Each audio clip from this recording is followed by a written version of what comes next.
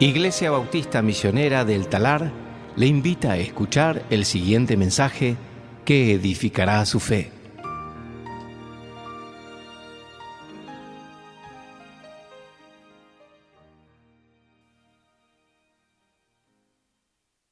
Lucas en esta mañana, Lucas capítulo 10, versículo 25 en adelante.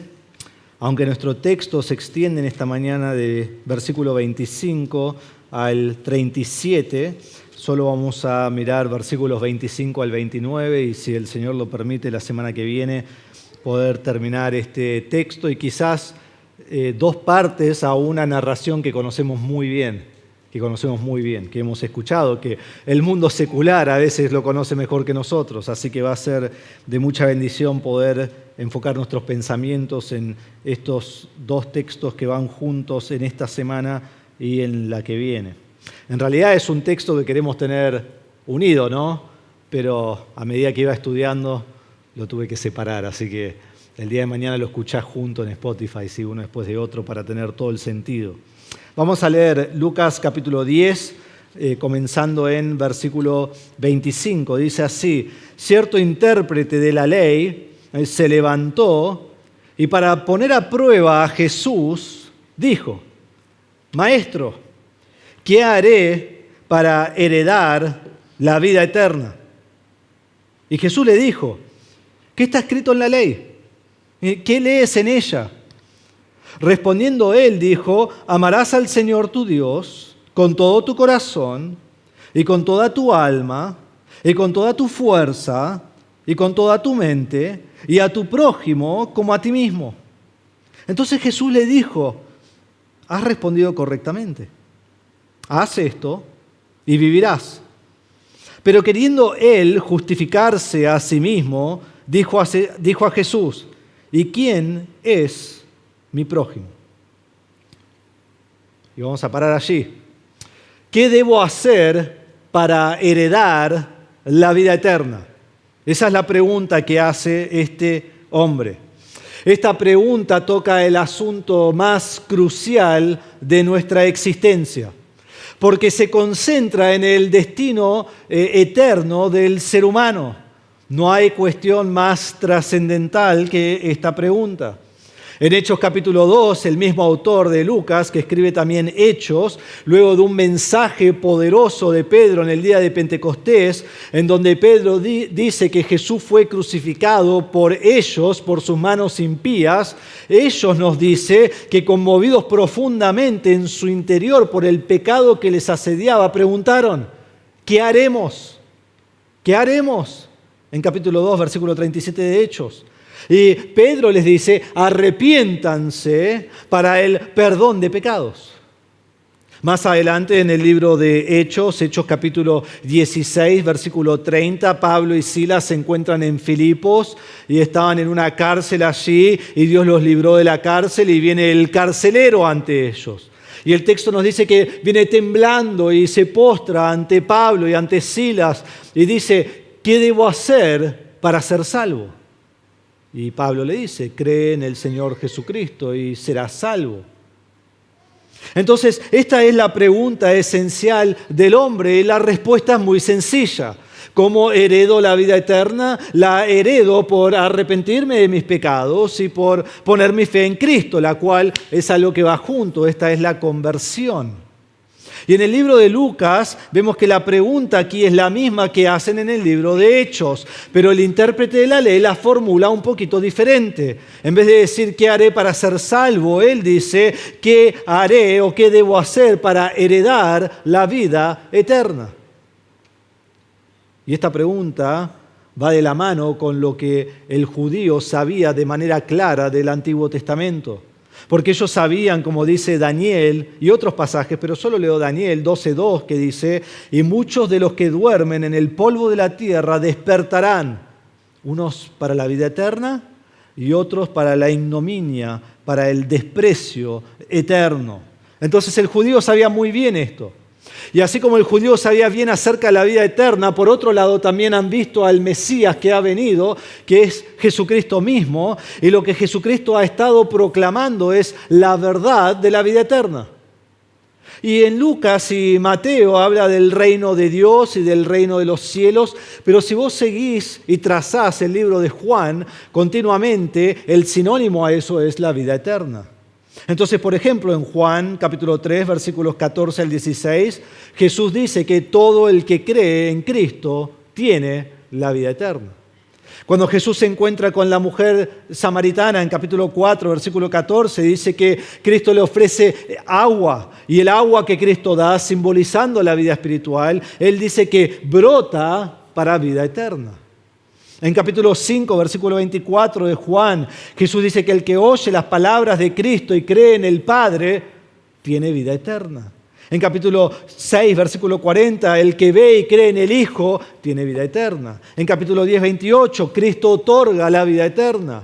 En capítulo 17, 3, dice el que conoce al Padre y conoce al Hijo tiene la vida eterna. Y finalmente Juan termina su libro con una conclusión en Juan 20, 31 y dice, estas cosas se han escrito para que crean y creyendo en el nombre de Cristo tengan vida. Tengan vida. Tengan la vida eterna. Entonces Jesús proclamó y continuamente anunció la vida eterna en su nombre. Entonces no es sorprendente cuando encontramos un pasaje como Lucas 18, 18 del joven rico y viene ante Jesús y dice, ¿qué haré para heredar la vida eterna? O un pasaje como el que tenemos aquí de versículo 10, 25 y un intérprete de la ley que dirá en versículo 27, ¿qué debo hacer? Lo dice aquí en versículo 25, ¿qué debo hacer para heredar la vida eterna? Entonces, en respuesta al ministerio de Jesús, en respuesta a los 4 evangelios, en respuesta a toda la escritura de la palabra de Dios, esta es la pregunta crucial del hombre. ¿Qué debo hacer para heredar la vida eterna? Pero lamentablemente, muy pocos hoy en día hacen esa pregunta. Muy pocos hacen esa pregunta. La preocupación del hombre en el 2026 no es en la eternidad. Simplemente niegan que hay una eternidad. No es lo que viene después de la muerte. No es este pensamiento de un cielo y un infierno. El hombre del 2026, la mujer del 2026 está preocupado por su alma. No está preocupado por su alma y el peligro de la eternidad, sino que el incrédulo está preocupado por su comodidad. El incrédulo está preocupado por el hoy, por el presente, que todo me salga bien ahora. Después no importa, yo planeo vivir para siempre. Eso es lo que está preocupado. Entonces busca a Cristo para tener prosperidad. Y busca a Cristo para tener salud. Y busca a Cristo para tener riqueza. Y lamentablemente no encuentra ninguna de las 3 cosas. Pero toda su vida es lo que está buscando. Y encuentra un lugar y una iglesia y asiste allí para tener todos sus problemas resueltos. Y muchas veces comienza a la iglesia y aún comienza a venir a esta iglesia y cuando sus problemas no se resuelven se va a otra iglesia. Y así continúa. Porque en realidad Dios no nos prometió arreglar nuestros problemas del día a día. Pero quiere arreglar sus problemas familiares y sus problemas del trabajo y sus problemas cotidianos. Y su pasado caótico y lleno de pecado y las consecuencias que está viviendo y por qué le pasa esto. Entonces, si llego a Jesús, arreglo mis problemas. Y la realidad es que aunque venir a Jesús nos ayuda a abordar mejor estas situaciones, porque tenemos las verdades que necesitamos para llevarlas a cabo, venir a Cristo no arregla nuestros problemas. No venimos a Cristo para arreglar nuestra situación presente, venimos a Cristo para tener vida eterna. Y a la luz de que vivimos con la esperanza de la vida eterna, eso cambia por completo mi perspectiva del día a día. Y por eso venimos a Cristo. Entonces, al partir de este mundo hay tan solo 2 destinos y la Biblia es muy clara acerca de esto. Por un lado está la muerte eterna en el infierno, donde la persona es condenada y estará en un lugar indescriptible, el lago de fuego y azufre por toda la eternidad. Y allí es donde va la mayoría de las personas. El camino es ancho que lleva a ese lugar. Pero por otro lado está la vida eterna. Ese es un lugar junto al Señor, contemplando la gloria de Dios y adorando a Dios también por toda la eternidad. Y pocos son los que van por este camino es estrecho, esta puerta es chiquita. pocos la hallan. Entonces la pregunta esencial que la persona debe hacerse es, ¿qué debo hacer para heredar la vida eterna? Y vamos a ver 3 puntos en esta mañana. El primer punto es la pregunta precisa. La pregunta precisa la vemos en versículo 25. Dice, cierto intérprete de la ley se levantó y para poner a prueba a Jesús dijo, Maestro, ¿qué haré para heredar la vida eterna? Y perdón, esa palabra heredar, mi lengua le cuesta, ¿sí? Así que si digo heredad, no te preocupes. Seguime, ¿sí? Pero quiero que sepan que va a salir medio raro, pero no importa. El texto comienza en esta manera. Cierto intérprete de la ley. Pero en verdad, si vos tenés ante tus ojos la Reina Valera o la Biblia de las Américas, el texto comienza mejor traducido. He aquí, porque esas son las primeras palabras en español, la primera palabra en el griego que se halla en versículo 25. He aquí, miren, presten atención. Hay algo sorprendente acá. Y estas palabras, he aquí, lo que hacen es, nos llevan de regreso a versículos 21 al 24. Y a veces nos traiciona nuestra traducción porque vemos un título nuevo, entonces vemos un párrafo nuevo, y entonces nos olvidamos de versículos 21 al 24 y seguimos. Pero el he aquí está atando lo que vimos previamente la semana pasada a lo que estamos viendo en esta mañana. Recuerdan que en versículos 21 al 24 vimos el gozo del Señor Jesucristo.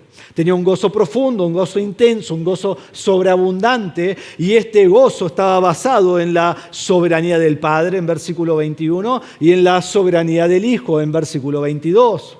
Y lo que vemos de versículo 21, que es clave para nosotros, para entender versículo 25, es que Jesús tenía un gozo sobreabundante porque Dios ocultó la salvación de los sabios e inteligentes y se lo reveló a los niños. Y finalmente Jesús dice en versículos 23 y 24, dichosos ustedes porque vieron lo que otros no vieron, porque oyeron lo que otros no oyeron y porque se les ha revelado los misterios del reino de Dios. En ese mismo momento que Jesús está diciendo esto, Lucas dice, he aquí un intérprete de la ley. He aquí un sabio e inteligente. He aquí un hombre que no puede hacerse como niño. Miren, aquí está el ejemplo de Cristo. Es como que Cristo dice, déjenme mostrarles un ejemplo déjenme mostrarles este principio con una aplicación práctica. Acá está, versículos 25 en adelante. Un experto de la ley que intenta llegar a la vida eterna según su propia sabiduría, según su propia inteligencia, según su propia justicia. Entonces nos dice, cierto intérprete de la ley. Este es un especialista en la ley de Moisés. Se podría llamar un escriba. Este hombre es un teólogo o alguien que conocía muy bien la palabra de Dios, un estudioso, un erudito de la palabra de Dios y sobre todo sabía con certeza el Pentateuco, los primeros 5 libros del Antiguo Testamento, Génesis, Éxodo, Levítico, Números y Deuteronomio. Él sabía casi memorizado estos textos, los sabía muy bien. Él es un experto en la interpretación detallada del Pentateuco y en su aplicación a su vida diaria. Y eso va a ser muy importante al examinar este texto, de lo que él entiende y de lo que él interpreta como él quiere. Entonces, siendo un intérprete de la ley, si hemos estado estudiando Lucas, ya conocemos a este hombre. Ya lo conocemos. Ya conocemos su actitud. Ya conocemos su razonamiento. Ya conocemos sus pensamientos. Este es uno que se opone a Cristo. Miren conmigo, Lucas capítulo 7. En Lucas capítulo 7, versículos 29 y 30, es el único lugar antes de Lucas capítulo 10 donde se menciona la frase intérprete de la ley. Y miren lo que sabemos acerca de él y lo que debe estar en nuestra mente cuando Lucas lo presenta. Lucas capítulo 7, versículo 29, al oír esto, todo el pueblo y los recaudadores de impuestos reconocieron la justicia de Dios y fueron bautizados con el bautismo de Juan. Pero los fariseos y los intérpretes de la ley rechazaron los propósitos de Dios para con ellos. Es la única vez que se mencionan los intérpretes de la ley hasta este punto. Los intérpretes de la ley son aquellos que rechazan la justicia de Dios, rechazan los propósitos de Dios, y al rechazar los propósitos de Dios, aquí Lucas los pone junto con ¿quién? Con los fariseos. Con los fariseos. Los fariseos rechazaron a Dios. Y textos antes de estos, en Lucas 5:21, habla de los fariseos y dice que los fariseos en su mente y sus pensamientos condenaron a Jesús como un blasfemo. En Lucas capítulo 5, versículo 30 nos dice que los fariseos se quejaron de Jesús porque comía con pecadores. En Lucas capítulo 6, versículo 7 dice que buscaban cómo acusar a Jesús y ahí estaban mirándolo diligentemente. Y en el día de reposo estaban tras él para poder condenarlo. Y al final de una sección que habla de los fariseos en contra de Jesús, dice en Lucas capítulo 6, versículo 11, que estaban llenos de ira. Y ahora en su pasaje paralelo de Marcos dice que se juntaron con los herodianos para ver cómo podían destruir a Jesús. Los fariseos tienen un odio increíble por Jesucristo. Y es muy interesante que después de capítulo 10, mírenlo conmigo, en capítulo 11, Jesús pronunciará juicio sobre los intérpretes de la ley. Y pronuncia primero juicio contra los fariseos. Ahora, tenemos que entender que algunos de los intérpretes de la ley eran fariseos, pero no todos los fariseos eran intérpretes de la ley. ¿Sí? ¿Se entiende? Entonces eso nos ayuda a separarlos un poquito. Pero en la mente de Jesús están en la misma bolsa. Entonces miren lo que pasa, es casi chistoso. Jesús pronuncia juicio sobre los fariseos en versículo 43 de capítulo 11. Dice, ay de ustedes, fariseos, porque aman los primeros asientos en las sinagogas y los saludos respetuosos en las plazas. Ay de ustedes, porque son como sepulcros que no se ven, sobre los que andan los hombres sin saberlo. Y miren el próximo versículo. Respondiendo uno de los intérpretes de la ley, dijo, Maestro, cuando dices esto, también a nosotros nos insultas. No, está como, pará, vos estás hablando mal de los fariseos y nos unís a nosotros no tenemos nada que ver, nosotros somos inocentes. Y es como que Jesús dijo, gracias por mencionarlo, ¿no? Próximo versículo, 47, y él dijo, ay, también de ustedes, intérpretes de la ley. Se hubieran quedado callados, ¿no? Mejor ser ofendidos. Porque cargan a los hombres con cargas difíciles de llevar y ustedes ni siquiera tocan las cargas con uno de sus dedos. Ustedes ponen todas estas cargas sobre ellos de cómo tienen que cumplir la ley, mientras que ustedes no están cumpliendo la ley. Y sigue contra ellos hasta el final de versículo 52. Miren versículo 52. Ay de ustedes, intérpretes de la ley, porque han quitado la llave del conocimiento. Ustedes mismos no entraron y a los que estaban entrando se lo impidieron. En vez de interpretar la ley, ¿qué hicieron estos intérpretes de la ley? Ellos quitaron el conocimiento de las personas y encerraron la verdad. Es como que tomaron las escrituras, las cerraron, pusieron una llave y tiraron la llave.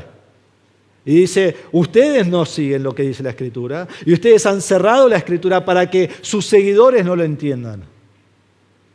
No entran al reino e impiden que otros entren al reino. Entonces Jesús pronuncia juicio sobre ellos y entonces ellos buscan la destrucción de Jesús. Miren versículo 53. Cuando salió de allí, los escribas y los fariseos comenzaron a acosar en gran manera y a interrogar minuciosamente a Jesús sobre muchas cosas, tramando contra él para ver si lo podían atrapar en algo que dijera. Estos son los intérpretes de la ley. Y puede ser, no puedo ser dogmático en lo que estoy por decir, pero puede ser y es muy probable que capítulo 11, versículo 37 al 54 haya ocurrido antes de capítulo 10, versículo 25. Porque nosotros cuando estamos estudiando Lucas vemos que la narración de Lucas no es una narración cronológica, sino que es una narración que está basada en un orden de eventos y algo teológico que Lucas quiere mostrar. Entonces lo que vemos que está sucediendo aquí en Lucas es que dice, Dios, el Padre, ocultó a los sabios inteligentes la verdad del Evangelio y luego da un ejemplo, ¿no? Aquí está el ejemplo, cierto intérprete de la ley. Quizás no va a decir, primero antes de esto ocurre esto y entonces después vuelvo a este otro tema. No, él quiere mostrar un tema teológico. Entonces es probable y hay cierta verdad en que quizás capítulo 11 lo que dice a estos intérpretes de la ley haya ocurrido antes. De seguro que ya ha hablado en contra de los intérpretes de la ley. Pero así vemos que ellos buscan cómo atrapar a Jesús y es exactamente lo que vamos a ver en este texto. Están buscando atrapar a Jesús. Entonces este hombre cuando se acerca a Jesús, cuando se aproxima a Jesús y hace una pregunta, él no es inocente en su pregunta. Sus intenciones son malas. Sus intenciones son diabólicas. Está buscando, como los fariseos, cómo desacreditar a Cristo y matarlo como blasfemo. Entonces miren la forma en que se acerca a Jesús. No solo vemos que es un intérprete de la ley, pero dice que se levantó y para poner a prueba a Jesús dijo. Jesús está enseñando, seguramente está enseñando sentado, la gente lo está escuchando, seguramente sentados también como solían hacerlo, y de repente este intérprete de la ley se para. Toma un paso al frente entre la multitud, las personas que estaban allí y dio un paso al frente ante Jesús y ante todas estas personas que se encontraban allí y hace una pregunta. ¿Cómo hace la pregunta? ¿Con la intención de aprender? No. ¿Con la intención de recibir el mensaje de Cristo y poner en práctica lo que Cristo dice? No, ¿qué dice el texto? Su pregunta fue para probar a Jesús, para probar a Jesús, para atrapar a Jesús, para exponer a Jesús ante todos y engancharlo en algún error. ¿Y cómo sabemos esto? Porque el único uso de este término lo encontramos en Lucas capítulo 4, versículo 12. Miren allí Lucas 4, 12. En Lucas 4, 12 nos encontramos en la tentación de Jesús, donde Jesús está en el desierto y Satanás ha tentado a Jesús muchísimas veces, pero aquí nos menciona 3 veces, y luego de la tercera tentación, donde Satanás está probando a Cristo, donde Satanás está poniendo a prueba a Dios Padre, Jesús le dice, se ha dicho, no tentarás al Señor tu Dios. Esa es la palabra. No probarás al Señor tu Dios. Esta palabra en griego se usa solo 2 veces en Lucas. Una en Lucas capítulo 4, versículo 12, donde el diablo quiere probar a Dios y atrapar a Jesús y hacer que Jesús peque. Y luego en capítulo 10, versículo 25, donde el intérprete de la ley quiere probar a Jesús y atrapar a Jesús. Esta pregunta no es inocente. Esta pregunta es hostil. Esta pregunta está llena de maldad. Esta pregunta viene directamente del fuego del infierno. Este hombre se levanta entre toda la multitud para desafiar la autoridad de Cristo, para desacreditarlo como el Mesías Dios. Y paramos un momento y pensamos, qué necio. Qué necio. Probar a Dios en su teología. ¡Qué necio! Intentar atrapar al que acabamos de ver, que es el Señor de cielo y tierra. Engañar al único Hijo de Dios, quien es el único que conoce a Dios y que puede revelar a Dios. Y este hombre lo quiere atrapar. Pero en vez de tomar y aceptar la enseñanza de Jesús, lo pone a prueba. Algo explícitamente prohibido en el Pentateuco, la cual él conoce muy bien. Y en un momento, este intérprete de la ley va a citar Deuteronomio capítulo 5, Deuteronomio 6, 5, y en este momento él no obedece lo que dice Deuteronomio 6, 16, el mismo capítulo, donde dice, no pondrás a prueba al Señor, su Dios. Entonces él está probando a Jesús, él está probando a Dios. Y hace esta pregunta en versículo 25 diciendo, maestro, como que él le dice, experto en la ley, rabino, maestro de la ley. Se acerca acudiendo a Jesús como que fuera una autoridad máxima, pero lo hace todo irónicamente y le hace esta pregunta. ¿Por qué hace esta pregunta? Bueno, pensé en dos razones por las cuales quizás lo hace. Quizás para mostrar su propia justicia. Para mostrar su propia justicia. El hombre dice, ¿qué haré? ¿Cuál es la obra que yo debo hacer en mi vida para heredar la vida eterna? Ahora, este es un intérprete de la ley. Él conoce bien la ley. Él vive practicando la ley. Y más allá de la ley de Dios, ellos habían inventado un montón de otras leyes, todas las cuales él sigue. Y él cree que será salvo por las obras de la ley. Entonces, no hay ninguna obra que Jesús le dice, hace esto, y este hombre dice, bueno, eso no lo hice. No, él hizo toda la ley. Entonces él está seguro que él es digno de la salvación. Y se puede justificar ante todos. Y quizás quiere mostrar su justicia ante los hombres. Quizás quiere ver si Jesús le va a dar una nueva enseñanza. Recuerdan que están buscando probar a Jesús, están buscando atrapar a Jesús. Y si Él proclama algo nuevo que no está en el Antiguo Testamento, en sus escrituras, entonces pueden decir, ves, es un blasfemo. Y desharían toda la obra del Mesías y lo llevarían directamente a la muerte. Quizás por eso Jesús no le dice directamente, cree en mí, porque no le dice eso. Entonces, sea cual sea el motivo, le pregunta cómo heredar la vida eterna para probar a Jesús. Y hermanos, que esto sea una lección para nosotros, que sea una lección para nosotros. Primero como creyentes, que tomemos este principio y aprendamos algo acá. Nosotros no venimos a la iglesia para poner, y va a sonar mal esto, pero es la verdad, no venimos a la iglesia para poner al pastor a prueba. No venimos para eso a la iglesia. Ahora, si el pastor se para acá y dice una herejía, sí, probalo después de la reunión, ¿sí? Pero no venimos para eso, no venimos para todo el tiempo estar pensando cómo lo voy a atrapar. No venimos a la iglesia para poner la palabra de Dios a prueba. Eso no sé si será verdad o no. Eso no sé si me gusta o no. Eso estoy en desacuerdo. No. No venimos a la iglesia para tratar de enganchar a alguien o atrapar a otro en cuanto a lo que enseña y qué va a enseñar y qué dice la Biblia y qué dice Dios. Y si estás en esta iglesia o en cualquier iglesia discutiendo continuamente lo que se está enseñando, entonces no tenés que estar en esa iglesia. ¿Para qué va a ser esa iglesia? Sea que vos estés equivocado o que la iglesia no enseñe sana doctrina, ¿por qué estás en un lugar donde estás discutiendo cada semana, cada día? Lo que hacemos cuando venimos a la iglesia es venimos a adorar al Señor mediante la proclamación de la palabra que exalta a nuestro Dios. Y ya debemos saber que en esta iglesia nunca nos vamos a desviar de la palabra de Dios. Y nunca vamos a dejar de predicar la palabra de Dios. Y nunca vamos a pedir perdón por lo que dice la palabra de Dios. Es la única verdad. Y es lo que enseñamos. Y es lo que vivimos. Y es lo que luchamos para vivir, ¿no? Porque ninguno de nosotros lo vivimos perfectamente. Pero sí intentamos vivir de acuerdo a la palabra de Dios, como Dios lo dispone.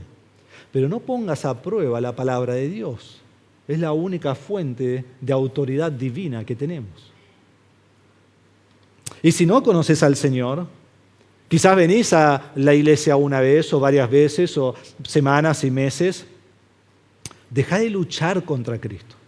Dejá de luchar contra Cristo.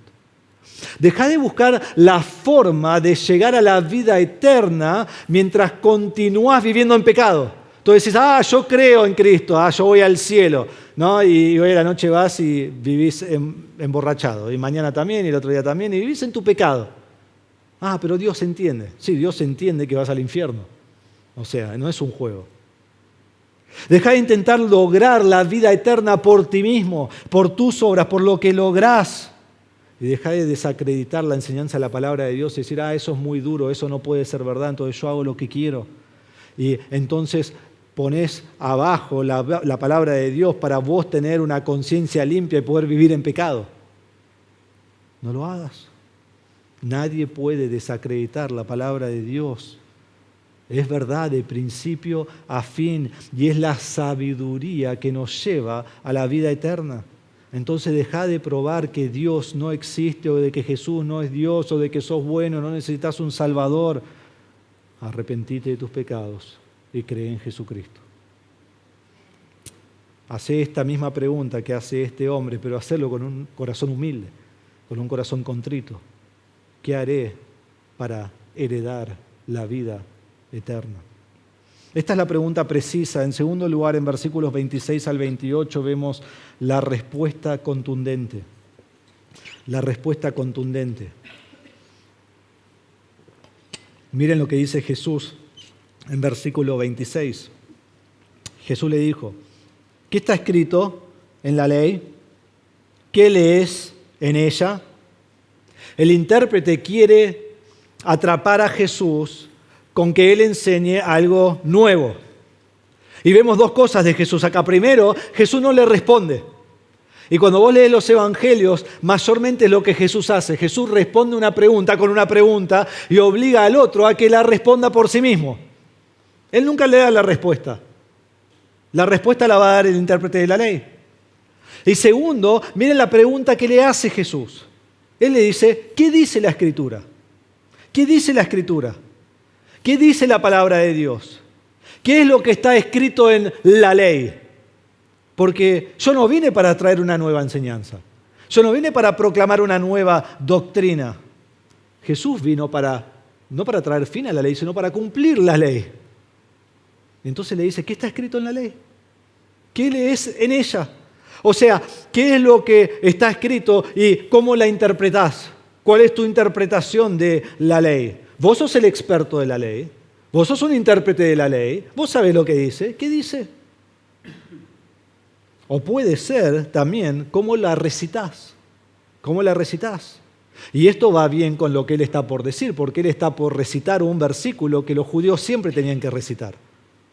Entonces vemos la respuesta del intérprete. Respondiendo él, dijo, amarás al Señor tu Dios con todo tu corazón y con toda tu alma y con toda tu fuerza y con toda tu mente y a tu prójimo como a ti mismo. Esta es la respuesta del intérprete. Esto es una cita de Deuteronomio 6, 4 y 5. Escuchen con atención lo que dice Deuteronomio 6, 4 y 5. Dice, escucha, oh Israel, el Señor es nuestro Dios, el Señor uno es. Amarás al Señor tu Dios con todo tu corazón y con toda tu alma y con toda tu fuerza. Este es lo que se llama el Shema. Oye Israel, repite Israel. Y esto era lo que ellos tenían que repetir cada día. Cada día debían repetir y debía estar en su mente y en su corazón que debían amar a Dios con toda su vida. Pero no solo ellos, sino que los versículos que siguen en Deuteronomio es que ellos debían enseñarlo a sus hijos y repetirlo a sus hijos cada día. Y no solo eso, debían ponerlo en sus postes de sus casas y en sus frentes y en sus manos y en todo lugar. La cual ellos al día de hoy creen que deben hacerlo literal. Y hoy vas a Israel y ves que se anotan, se ponen estas cosas en sus frentes y se lo atan y se lo ponen en sus brazos. Hacen estas cosas hoy.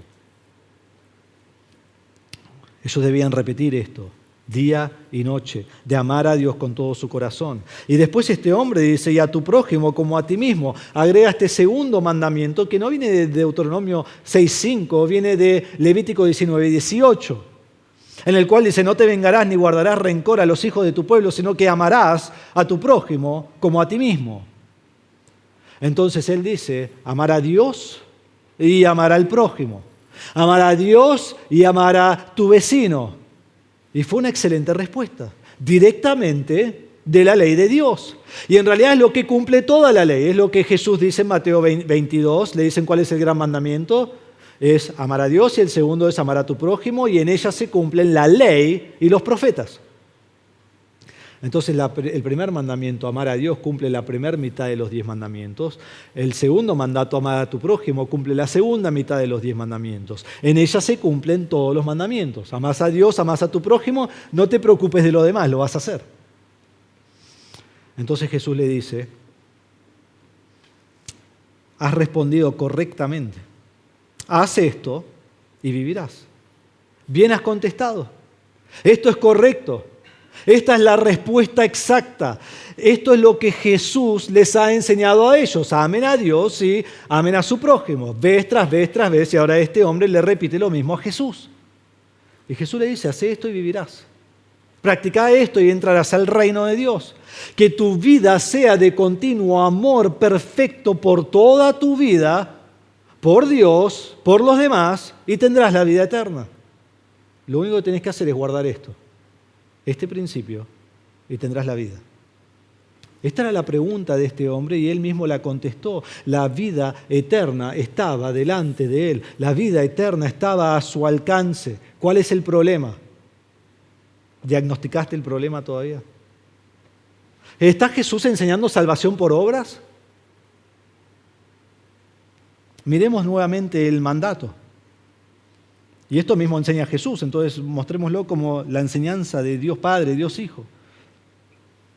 El mandato es amor perfecto. Amor perfecto. Este es el amor que Dios requiere. Es un amor sin falla absoluta. El estándar de Dios no es amar de la mejor forma que puedas. No es amar al 99% y bueno, no importa el resto. El estándar de Dios es perfección. Perfección. En Mateo 5:48 Jesús dice en el Sermón del Monte: por tanto, sean ustedes perfectos como su Padre Celestial es perfecto. No es el amor de una vez o de un momento o de la mayoría de mi vida. Es un amor perpetuo y continuo desde el momento que nazco hasta el momento que me muero. Amor perfecto. Y el intérprete dice, ¿qué debo hacer para heredar la vida eterna? Y este ¿qué debo hacer? es un verbo auristo que muestra la acción de una vez. ¿Cuál es la obra que vos necesitas que haga para que yo herede el reino de Dios? Y Jesús le dice, haz esto y vivirás. Y haz esto es un imperativo presente, es un mandato del Señor continuo en la vida de la persona. Le está diciendo, no haces una pequeña obra, sino que toda tu vida es amor perfecto al Padre. Haz esto y vivirás. Es fácil. Cumplí esto y tenés la vida eterna. La acción es el amor verdadero de todo corazón, de todo el alma, de todas las fuerzas, de toda la mente por Dios. Y después, como dijo este hombre, y amar a tu prójimo con el mismo interés intenso que vos te amás a ti mismo. Y todos sabemos que nadie cumple ninguno de los dos mandatos. Nosotros no amamos jamás, antes de conocer al Señor, a Dios de todo corazón. Y todos se aman a sí mismos, por eso siempre se usa ese refrán, amar como a ti mismo, pero amamos a todos como a mí mismo. No se paren a dar testimonio, ¿sí? La respuesta es no. La respuesta es no. Nadie puede cumplir el estándar perfecto de Dios. Nadie puede cumplir toda la ley, y si yo cumplo toda la ley, pero fallo en esto, soy culpable de toda la ley. Santiago capítulo 2, versículo 10 dice, porque cualquiera que guarda toda la ley, pero falla en un punto, se ha hecho culpable de todos. Nadie puede ser salvo por las obras de la ley. Nadie puede entrar al reino por hacer buenas obras, porque no puede cumplir perfectamente la ley. Si vamos a ser salvos por las obras de la ley, debemos cumplirlo al 100%, nadie lo puede hacer. Si este intérprete de la ley por un solo momento no ama a Dios o no ama a su prójimo, entonces es culpable de toda la ley y es condenado al infierno. Y podemos decir con certeza que este era su caso. Este era su caso. Las obras de la ley no salvan, pero las obras de la ley sí condenan. Nos dice Romanos 3:20, porque por las obras de la ley ningún ser humano será justificado delante de él. Es por medio de la ley, pues por medio de la ley viene el conocimiento del pecado. ¿Para qué es la ley? Para que yo pueda conocer mi pecado. Gálatas 3:10 dice, porque todos los que son de las obras de la ley están bajo maldición, pues escrito está, maldito todo el que no permanece en todas las cosas que están en el libro de la ley para hacerlas. Toda persona es maldita porque toda persona falla en cumplir toda la ley. Eso es lo hermoso de lo que hace Cristo, porque Cristo es Dios. Y Cristo cumple la ley perfecta. Nosotros hemos estado estudiando desde Lucas capítulo 1 y aun cuando Cristo como bebé no tenía control sobre las cosas que Él hacía, aunque Él es el Dios que controla todo, los llevaron al templo para cumplir la ley. Los padres hicieron cosas para que Él cumpliera toda la ley.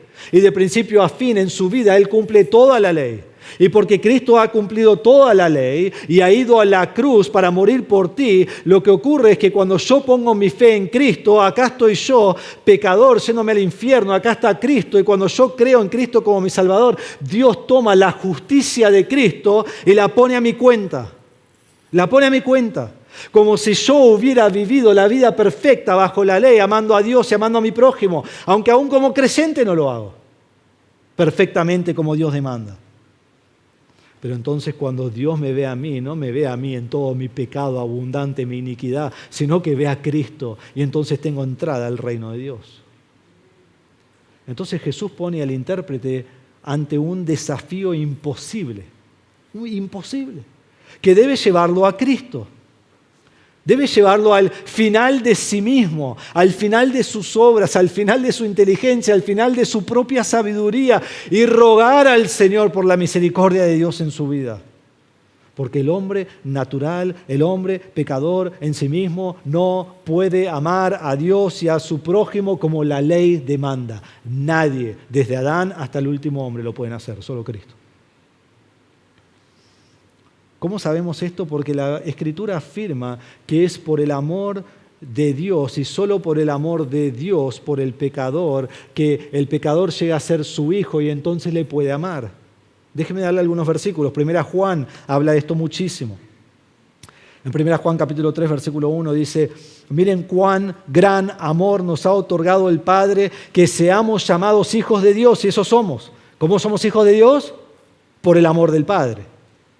1 Juan 4, 9 y 10. En esto se manifestó el amor de Dios en nosotros, en que Dios ha enviado a su Hijo unigénito al mundo para que vivamos por medio de Él. En esto consiste el amor, no en que nosotros hayamos amado a Dios. ¿Lo escuchaste?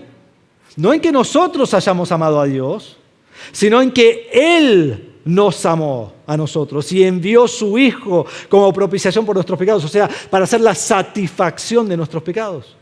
Y en 1 Juan 4, 19 dice: nosotros amamos porque Él nos amó primero. ¿Cuál es la forma en que yo amo a Dios? Porque Él me ama primero.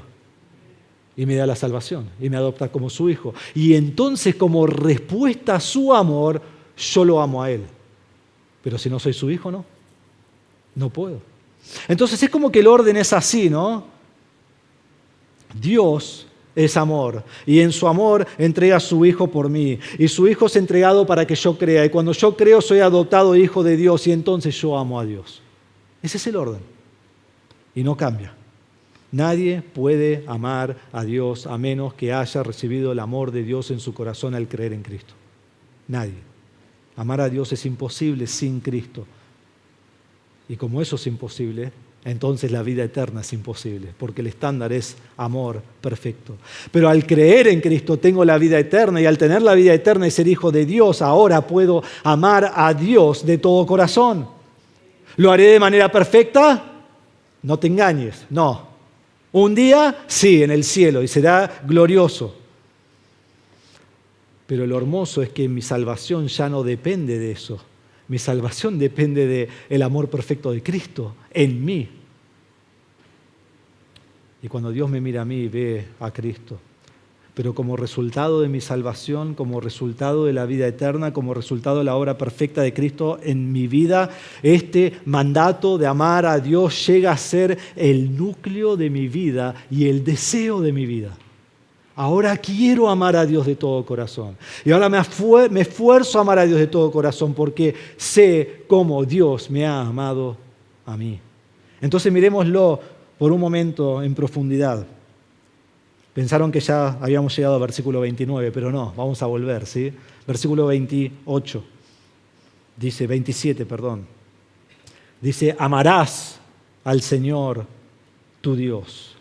Este amor no es un amor de sentimiento, ¿sí? Hoy tengo ganas de amar a Dios. Hoy me desperté con un interés de amar a Dios. Dormí bien, me levanté, mi marido me puso mi chocolate favorito acá al lado de mi cama y quiero amar a Dios. Él es tan fabuloso, tan increíble.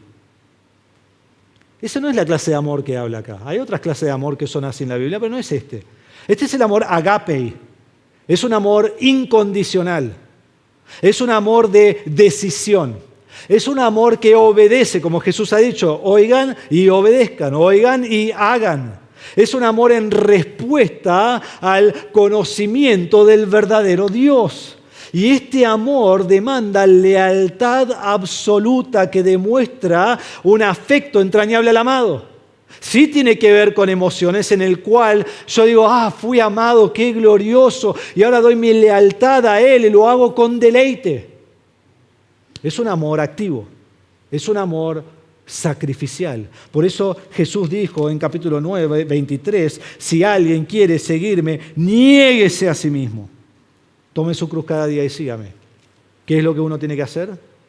Sacrificarse. Sacrificarse por el Señor. Esta es la clase de amor que vemos aquí.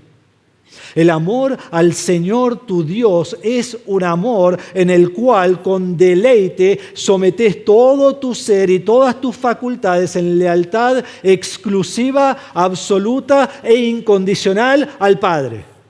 Ese es el amor que Dios demanda. Ese es el amor que debemos tener por Él. Entonces dice, amarás al Señor tu Dios. Y dice con todo tu corazón. El corazón es el centro de la existencia de la persona. Proverbios 4:23 dice, con toda diligencia guarda tu corazón porque de él brotan los manantiales de la vida. Es en el corazón que nacen los pensamientos, los deseos, las palabras, las acciones. Entonces cada pensamiento que tengo y cada deseo que tengo y cada palabra que hablo y cada acción que tomo viene del corazón. Y debo amar a Dios de todo corazón. Entonces por eso cuando hago algo, digo algo o exploto en alguna manera y digo se me escapó, sí, se me escapó de mi corazón que no ama a Dios. Es muy sencillo. Y todos somos culpables de esto. Debemos amar a Dios de todo corazón. Amar a Dios con toda tu alma. El alma es el lugar y la fuente de las emociones y de los deseos.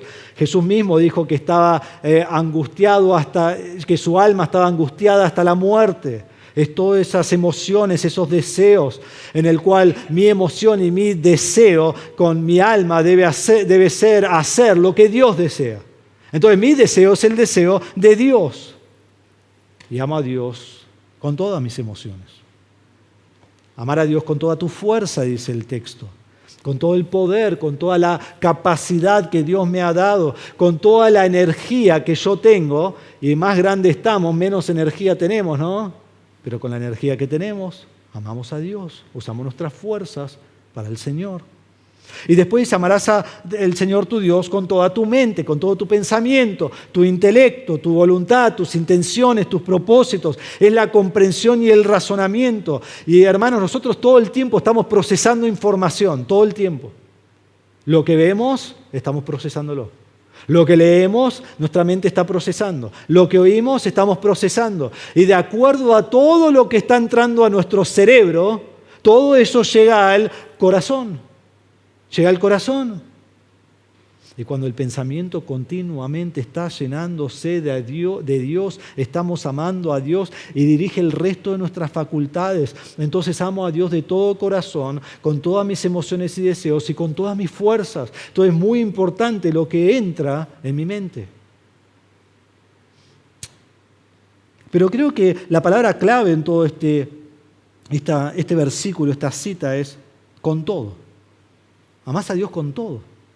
4 veces se repite la palabra con todo. Lo podría haber dicho una vez con todo tu corazón y después decir y el alma y la mente, pero no dice así. Mírenlo, dice, amarás al Señor tu Dios con todo tu corazón y con toda tu alma y con toda tu fuerza y con toda tu mente.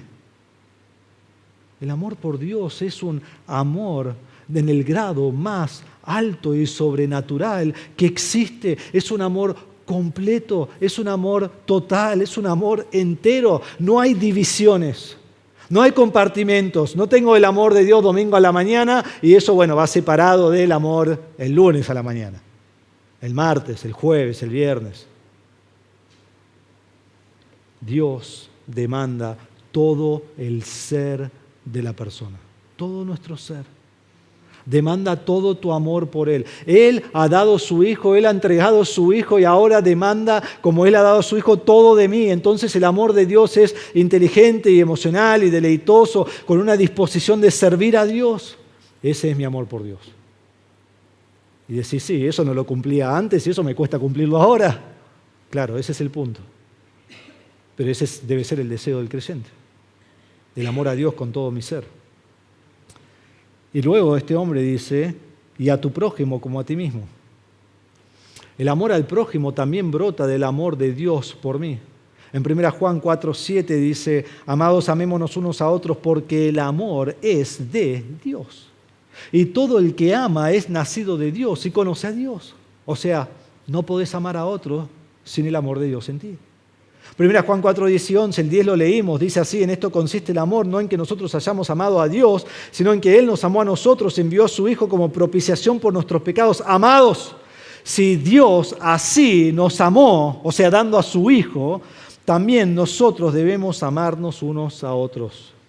1 Juan 3:16, en esto conocemos el amor, en que Él puso su vida por nosotros, también nosotros debemos poner nuestras vidas por los hermanos. ¿Cómo sé que amo a Dios?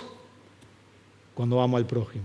Entonces, es un amor que viene de Dios, pero la forma que yo sé que amo a Dios es cuando amo al prójimo. 1 Juan 4:21 dice, y este mandato tenemos de Él, que el que ama a Dios, ame también a su hermano.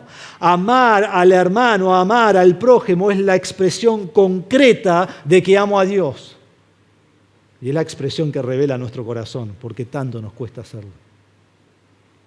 Y quizás decís, bueno, ¿quién es mi hermano? Excelente, eso es exactamente lo que va a preguntar este intérprete de la ley.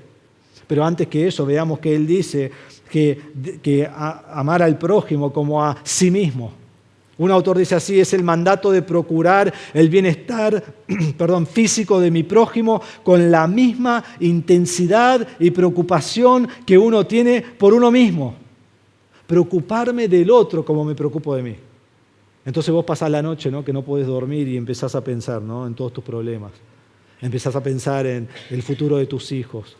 Empezás a pensar en esto y en lo otro. Bueno, esta preocupación es no poder dormir porque estoy pensando en las preocupaciones de mi hermano. Estoy preocupado por el futuro de los hijos de mi prójimo. Estoy preocupado por su bienestar. ¿Sabés cómo te dormís? Así, ¿no? Esa es la preocupación que tenemos que tener por nuestro hermano. Y nos levantamos, y ya cuando nos levantamos ya estamos pensando, me tengo que ocupar de esto, tengo que hacer lo otro. Bueno, ocuparme así de mi hermano. Mi hermano tiene que hacer esto y tiene que hacer esto. Yo puedo ayudar y ¿qué puedo hacer por él? Y es difícil porque no vivimos así, vivimos ocupados de nosotros mismos. Y por eso dice, ama a tu prójimo como ¿quién? Como a ti mismo, porque no hay nadie que amas más en el mundo que a ti mismo. Nadie. Entonces el amor a mi prójimo debe ser con la misma preocupación, con la misma urgencia, con la misma intensidad y el instinto de mi bienestar. Digo, si yo ni pienso en amarme a mí mismo, bueno, empezá a pensarlo y vas a ver cuánto te amás. Así amá a tu prójimo. Entonces el amor por mi prójimo no es lo mínimo indispensable que debo hacer por él, sino dar libremente de mí mismo como Cristo se ha dado por nosotros. Entonces Jesús le dice, hace esto y vivirás. Esta es la meta. Esta es la meta. Y sabemos, nadie puede cumplir perfectamente esta meta, ni siquiera el creyente. Por eso la vida eterna es tan hermoso, porque es un regalo de Dios, no por seguir o lograr la ley que demanda perfección, sino que es por la perfección de Cristo en mí. Qué hermoso, qué bendición, porque si no fuera así nadie sería salvo. Este intérprete no tiene a dónde ir. Este intérprete que quería probar a Cristo y atrapar a Cristo, ahora él está atrapado, él está contra la espada y la pared y ha llegado al final de sí mismo y la única esperanza que tiene está delante de él, es Cristo. Entonces vemos en tercer lugar la decisión condenatoria. La decisión condenatoria. ¿Qué debió haber hecho este intérprete? ¿Qué debió haber hecho? Este intérprete debió haber reconocido que era pobre, que era cautivo, que era ciego, que era oprimido, tal como Jesús dijo en Lucas 4:18, que es a quien Él vino a salvar. No había nada que este hombre podía hacer por sí mismo. Sería imposible que él cumpliera los requerimientos de la ley. Y al reconocer su estatus, al llegar al final de sí mismo y encontrar sus manos vacías, debía clamar como el publicano: Dios, ten piedad de mí, pecador. Y Cristo le hubiera dicho, vení a mí, tú que estás cansado y abatido, y yo te haré descansar. Solo debía humillarse. Solo debía creer en Cristo. Solo debía reconocer que en su propia justicia él no podía amar a Dios como debía, necesitaba a Cristo. Pero no pudo. Él era demasiado sabio e inteligente. Su estatus era demasiado alto. Él era un erudito, él era un experto de la ley de Dios. Y en vez de humillarse, miren lo que dice el texto, pero queriendo él justificarse a sí mismo. Queriendo él justificarse a sí mismo, rechazó a Dios. La oportunidad estaba delante de él. Había respondido bien. Entendió lo que había que cumplir de la ley. Y entendió que no lo podía cumplir porque miren que él va a hacer una pregunta ahí. Pero por querer justificarse a sí mismo, era imposible que él se negara a sí mismo. Y lo que Dios requiere es que te niegues a ti mismo. Y rehusó confesar la realidad de su corazón pecaminoso. Y al sentir quizás esta culpa rápidamente que le asediaba, firmemente se quiere justificar a sí mismo. Yo amo a Dios. Yo amo a Dios de todo corazón. Y su corazón lo engañó. Su corazón lo engañó. En la autoexaminación de su propia justicia, noten lo que no dice, lo que pasó por alto. Y esto es otra vez casi gracioso, pero miren que él va a hacer una pregunta acerca del prójimo, va a hacer una pregunta acerca del segundo mandamiento, pero el primer mandamiento lo pasa por alto. Él podríamos leerlo así, al justificarse a sí mismo, dice, yo amo a Dios. Mi pregunta es en cuanto al prójimo. Este tipo piensa que ama a Dios con todo su corazón y toda su alma y toda su mente y toda su fuerza. Y entonces cree que es merecedor de la vida eterna. Y aún creyó que amaba a su prójimo como a sí mismo. Y para mostrar su rectitud, y para mostrar su espiritualidad, y para que todos vean lo grandioso que es, él dice algo para que lo observen y pregunta, ¿y quién es mi prójimo? ¿Quién es mi prójimo? Yo amo a mi prójimo, Jesús. A Dios sí, ni lo menciono. Yo amo a mi prójimo. Pero ¿cuál sería la definición exacta de mi prójimo? ¿Quién exactamente es mi prójimo? Así yo estoy seguro de amarlo a él y a ella y sigo la ley como tengo que seguirla. Y seguramente él espera que Jesús le diga, bueno, tu familia es tu prójimo, tu amigo es tu prójimo, tu compañero judío es tu prójimo. Y entonces él podría decir, ¿ves? A todos ellos he amado. A todos ellos yo amo porque yo sigo la ley. Y entonces Cristo tendría que honrarlo y tuviera que, el intérprete podría gloriarse en sí mismo y gloriarse en la certeza de que Él tiene la vida eterna porque lo ha logrado por sí mismo.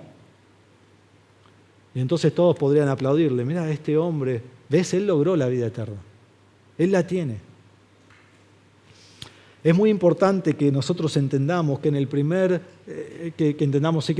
siglo la definición de mi prójimo era una cuestión de debate entre los judíos. Por eso él pregunta esto. En Levítico 19, 17 y 18 dice, no odiarás a tu compatriota en tu corazón. Ciertamente podrás reprender a tu prójimo, pero no incurrirás en pecado a causa de él. No te vengarás ni guardarás rencor, escuchen, a los hijos de tu pueblo, sino que amarás a tu prójimo como a ti mismo. Pareciera que el mandato está limitado. El mandato está limitado. El prójimo es aquel que comparte en el pacto de Israel.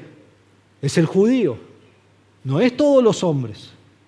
Y cuando los judíos hablaron del prójimo casi de manera exclusiva. Era su hermano israelita. Ese era el prójimo. Según sus eruditos, ellos dicen, el prójimo de un israelita es un miembro de su nación, pero no uno que no es israelita. Entonces se ocuparon de los suyos, pero no sintieron responsabilidad de ocuparse de otros que no eran israelitas. Ahora, este mandato se expande un poco, porque en Levítico 19:33, el mismo capítulo, dice, cuando un extranjero resida con ustedes en su tierra, no lo maltratarán. El extranjero que resida con ustedes les será como uno nacido entre ustedes y lo amarás como a ti mismo, porque ustedes fueron extranjeros en la tierra de Egipto. Entonces, aquí se extiende la definición de mi prójimo e incluye a gentiles. Incluye a gentiles. Entonces, ¿ellos qué concluyeron? Para el primer siglo ellos concluyeron que se refería por extensión solo a gentiles prosélitos. ¿Sí? ¿Y qué es esto? Un gentil prosélito es un gentil convertido al judaísmo, tal como Ruth la moabita, que dijo, tu Dios será mi Dios. Y entonces dicen, bueno, vos sos un prójimo, a vos te vamos a tratar bien. Es uno que adopta la fe y las prácticas de Israel. Entonces el prójimo era un israelita y también era un convertido al judaísmo, pero de ninguna manera era un gentil o un samaritano. De ninguna manera. Ellos eran enemigos de los judíos. Ellos eran aborrecibles de los judíos. Es más, para el tiempo de Jesús, ellos habían reinterpretado Levítico 19:18. Por eso en Mateo 5:43 Jesús dice, ustedes han oído que se dijo, amarás a tu prójimo y aborrecerás a tu enemigo. Esta era la enseñanza común del primer siglo. Amás a tu prójimo, aborreces a tu enemigo. Entonces la pregunta es, ¿quién es mi prójimo? Y este hombre cree que lo sabe. Por eso lo pregunta. Porque si en verdad lo hubiera sabido, no lo hubiera preguntado nunca. Ellos enseñaban, amá a tu prójimo y aborrecé a tu enemigo. Aborrecé a todos los demás. Es más, la secta de los esenios en el primer siglo decía así, amar a los hijos de luz y aborrecer a los hijos de las tinieblas. Muy sencillo. Pero Jesús dice en Lucas capítulo 6, en su enseñanza, y en Mateo 5 también lo dice, pero leo Lucas 6 que está acá, Lucas 6:27, pero a ustedes los que oyen les digo, amen a sus enemigos, hagan bien a los que los aborrecen, bendigan a los que los maldicen, oren por los que los insultan. Nada que ver con lo que ellos estaban enseñando, nada que ver con lo que ellos estaban haciendo. Es más, en Gálatas 5:14 dice, porque toda la ley en una palabra se cumple en el precepto amarás a tu prójimo como a ti mismo. Santiago 2:8 dice, si en verdad ustedes cumplen la ley real, esta es la ley suprema, la ley soberana, conforme a la Escritura, amarás a tu prójimo como a ti mismo, bien hacen. Pero este hombre, queriendo justificarse, dice, ¿quién es mi prójimo? Pensando de manera muy estrecha. Y la respuesta de Jesús va a ser sorprendente. Todos la conocemos. Tu prójimo es un samaritano. Tu prójimo es tu peor enemigo. Y eso lo vamos a ver la semana que viene. Entonces la pregunta que hace este hombre es, ¿qué haré para heredar la vida eterna? La respuesta es, arrepentite de tus pecados y cree en Cristo para salvación. Si vos querés ser salvo por las obras, el estándar es amor absoluto por Dios. El estándar es perfección. El estándar es imposible. Nadie puede cumplir el estándar perfecto que Dios requiere de él, que Dios requiere de ella. Es por esto que Cristo ha enviado a su Hijo para dar su vida por ti, para que su justicia y su rectitud se aplique a tu vida y en la rectitud del Hijo tengas la vida eterna. Entonces no confíes en tu propia rectitud, en tu propia justicia, porque no la tenés. No busques justificarte ante Dios. No confíes en tu sabiduría, en tu inteligencia, porque Dios te va a ocultar la verdad del Evangelio. Sino arrepentite. Vení a Dios con un corazón humilde, con un corazón contrito, pidiendo la misericordia del Señor y pedile perdón al Señor por tu pecado. Arrepentite y cree en Cristo. El intérprete de la ley era demasiado sabio e inteligente en su propia opinión y no pudo arrepentirse, no pudo rogar por la misericordia de Dios, no pudo humillarse en necesidad de un Salvador. Dijo, para justificarse a sí mismo, ¿quién es mi prójimo? No hagas vos lo mismo. No hagas vos lo mismo. No te justifiques en tu corazón ante Dios. La única forma de ser librado del pecado, de la condenación eterna del infierno, es humillarte ante Dios, rogar por su misericordia, arrepintiéndote de tu pecado y creyendo en Cristo, quien murió en la cruz por tu pecado y resucitó al tercer día. Y si crees en Él, heredarás la vida eterna. Si conoces al Señor, y creo que la mayoría de nosotros conocemos al Señor, vos poseés la vida eterna. Poseés ya la vida eterna. Tenés la herencia de la vida eterna. Y al tener la vida eterna, entonces hoy podés amar a Dios de todo corazón. Y con toda tu alma, y con toda tu mente, con todas tus fuerzas. Y aún podés amar a tu prójimo como a ti mismo y decís, ay, pero es demasiado difícil. Sí, obvio que es difícil. ¿Y lo harás de manera perfecta? No. Pero será la práctica incondicional de tu vida. Y Jesús dice, hace esto y vivirás. Esta es la obra de Dios en ti, en el cual el Espíritu Santo está obrando para que vos ames a Dios como Jesús amó a Dios, y vos ames al prójimo como Jesús amó al prójimo, y Jesús hasta dio su vida por sus enemigos.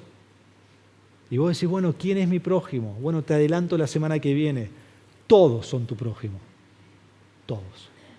Decís, no quiero esperar el mensaje mejor. Así esta semana puedo aprovechar a definir quién es el prójimo. Todos. Cualquier persona que te encuentres es tu prójimo. Y finalmente, predicar el Evangelio de la vida eterna a otros. Porque quizás has predicado a alguien un montón de veces, millones de veces, y encontrás que su corazón es duro contra Cristo. Encontrás que son sabios y arrogantes y son muy inteligentes, pero sabés que el Evangelio de Cristo puede penetrar el corazón más duro, el corazón más impenetrable, el corazón más obstinado y más rebelde, y lo puede cambiar por completo. Esa es la obra de Cristo en la vida del incrédulo. Y el que se justificaba a sí mismo ahora será justificado en el nombre de Cristo. Qué hermoso. Entonces continúa predicando el Evangelio. Esta fue la pregunta de este hombre: ¿qué haré para heredar la vida eterna? Y la respuesta es: dejá todo y seguí a Cristo creyendo en su nombre. Y como heredero de la vida eterna, amá a Dios con todo tu ser, con todo tu corazón, toda tu alma, toda tu mente, todas tus fuerzas, y amá a tu prójimo como a ti mismo toda tu vida, porque este es el amor que Dios ha tenido por ti. Vamos a orar. Padre nuestro, te damos gracias por este pasaje lleno de tesoro. Este pasaje que llena nuestro corazón con tu palabra. Padre, te ruego que aquella persona que está aquí, que está sentada en este momento escuchando tu palabra, resistiéndose a la verdad del Evangelio, que realmente se haga la pregunta en su corazón: ¿cómo heredaré el reino de Dios, la vida eterna? Y que se dé cuenta que por su propia cuenta nunca lo podrá hacer, nunca lo podrá lograr. No hay obra que le haga alcanzar la vida eterna, porque el estándar es perfección y somos pecadores. Entonces te ruego, Señor, que se humille ante ti y que ponga su fe en Cristo para salvación, quien ha dado su vida en propiciación por nuestros pecados, como la satisfacción de nuestros pecados.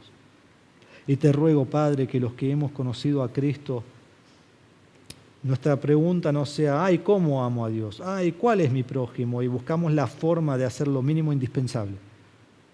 No, que entendamos el estándar que tenemos como creyentes. Que nos deleitemos en amar a Dios con un amor incondicional, sacrificial, activo, con todo nuestro ser, con todo lo que somos, con toda nuestra existencia. Y amar a nuestro prójimo en la misma manera. A ese prójimo que cuesta amarlo. Ese prójimo que se ha transformado en mi enemigo. Ese prójimo que quiere mi mal. Ese prójimo que me aborrece. O aún ese prójimo que es mi amigo y que veo de vez en cuando y que, aunque tiene necesidad, no le ayudo porque estoy preocupado por mí mismo. Padre, que amemos al prójimo como a nosotros mismos. Entonces que salgamos de aquí con un deseo de amor por el Padre y por otros, como tú nos has amado a nosotros, entregando a tu Hijo para ser nuestro Salvador. Te damos gracias por tu palabra, Señor, y te damos gracias que en Cristo heredamos la vida eterna. Te damos gracias en el nombre de Jesús. Amén.